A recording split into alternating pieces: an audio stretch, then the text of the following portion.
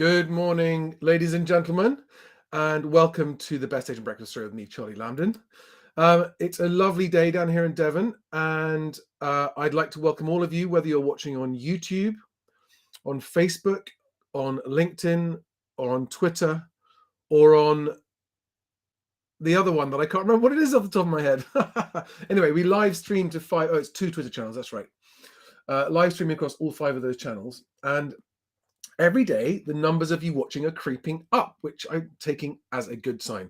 I'm not getting any feedback despite asking you all for feedback every day. So I'll just assume I'm doing an okay job until anyone tells me otherwise. But without further ado, there's some interesting stuff to talk about today. So let's get into the day's news. Now, so there's a couple of bits of a couple of different stories about Purplebricks this morning.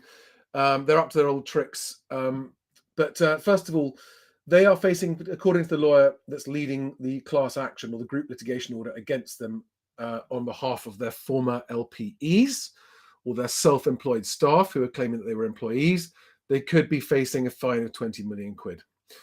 Basically, this would, if successful, it would prove the fact that the early Purplebricks management was exploiting its staff, and actually that actually reinforces a view that I had a long time ago that they would never have got any of the traction that they did if they hadn't been taking advantage of so many people's goodwill and hopes and dreams. So I wish those claimants good luck, and I also wish Purplebricks, the current staff, good luck, although I would be jumping ship if I was there. They also, have I actually shared this? Yes, they've had another misleading, up to their old tricks of misleading adverts, but we all know about that. But on to the real news today. So on Estate Agent Today, this is material news that I think affects everybody. The topic of upfront information. So there's a story on Estate Agent Today from the Conveyancing Association, research done with the Conveyancing Association, where they're saying that buyers are happy and ready to pay for more upfront material information when it comes to purchasing property. Upfront information is a delicate topic because the conveyancers on one hand and agents on the other hand are coming at this from a different point of view. If you are a conveyancer, you are completely reliant on your client, the seller or the buyer, and the agents to get the information that you need in order to continue and complete the conveyancing. And you can't do your job without it, right? So I get that. Conveyancers cannot do their job without the information, and they can't get it themselves. They've got to rely on agents and buyers and sellers to get the information, in particular sellers. A lot of agents I've spoken to, in fact, I've done lots of videos on my YouTube channel interviewing well-known agents, agreeing that upfront buying information helps everything. But what no one's talking about on behalf of the agents, and I'm going to stand up for agents here, is the work involved, the extra work and time and cost involved of getting that. And also for the buyers themselves, the upfront information required is extensive, it's complicated, it's detailed, and it's not always easy to find. I've tried it myself.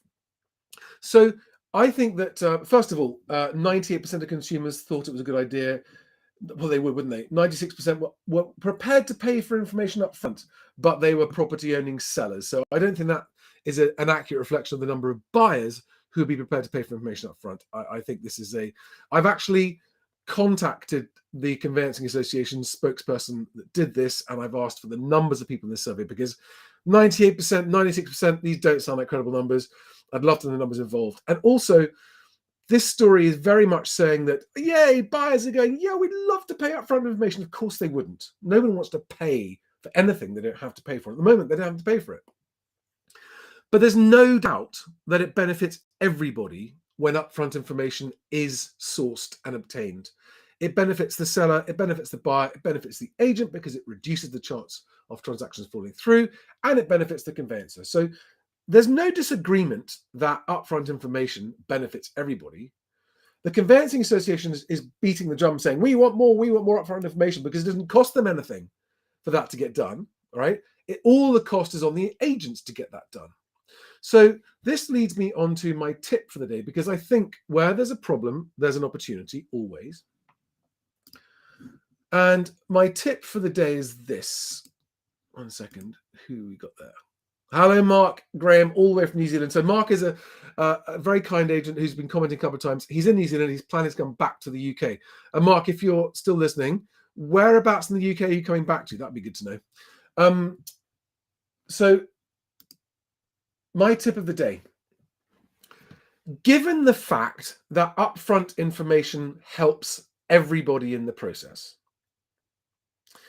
given the fact that it is, especially for a first-time seller, quite a complicated, daunting, and intimidating thing to do, I think there's an opportunity at the point where you've met, if you're an agent and you've been around to meet a client but not yet been instructed, one of my suggestions as tip of the day, if you are sitting in front of a client and you're competing with other agents, is to say, in your own style, obviously, if you were to choose me and instruct me and sign my terms of business to go with me to sell your house, the very first thing I would do is sit down with you and help you go through and get all of the upfront information sorted out. I will help get that problem off your plate, because it's a complicated, time-consuming problem. And the faster we get it done, the better for everyone. And I will help you and take that job off your plate. Because I can tell you something, as a consumer, I have tried some of the online forms that ask for upfront information. And I'm an experienced property transactor. And I work in the industry and I deal with conveyancers as well as agents. And I can tell you, it is complicated as hell, that information. And so to have a friendly agent that wants my business sitting next to me and saying, come on, let's do this together, right? Before we do anything else, before I even leave, if you sign my terms, then let's right now get your upfront information sorted, and then that's done, out of the way, and I'll speed the whole process up. I promise you, if I was a seller and I was in two minds about which agent to go with, and an agent that I otherwise liked said to me they would help me complete the upfront information there and then, I would sign on the dotted line right away. So that's my tip of the day. Offer to help your potential clients complete the upfront information in return for them choosing you. Do that straight away. Maybe even offer to do it to help get it over the line. I don't know. But it is a problem. It does improve the transactions chances of going through. It does also, as an agent, it may flag problems with that property that are going to end up costing you wasted time and money if you can't sell it. And you may want to know that at the start of the process. All right. So I think that's a brand new tip from me. But I think it's a golden tip. So please share this with your other agent friends. And yet again, I've got to 9 minutes of rambling. Mark is coming back to move to Nottingham when he's an agent here. And Mark, another question I'd love to ask you is, do you know what you're going to be doing? Are you going to be setting up on your own independently? Are you going to be going with a franchise brand, self-employed model? Or are you planning to join, go and work for a corporation? Just, sorry, personal question. Don't need to ask it, answer it, but be fascinating to know what options you're considering when you come back to the UK. Guys, have a fantastic day. I was expecting to be on the road this morning. I'll be on the road shortly after this. Tomorrow, I will not be here. I will be coming from somewhere else. I don't know exactly where, but I look forward to tomorrow. Have a fantastic day helping change people's lives. Thank you for watching. Please comment in wherever you're watching this and share it and help me spread the word if you think this is a useful 10 minutes to start your day. Thank you, guys. Have a fantastic day, and I'll see you tomorrow. My coffee's had 10 minutes to cool down. I wonder if it's drinkable yet.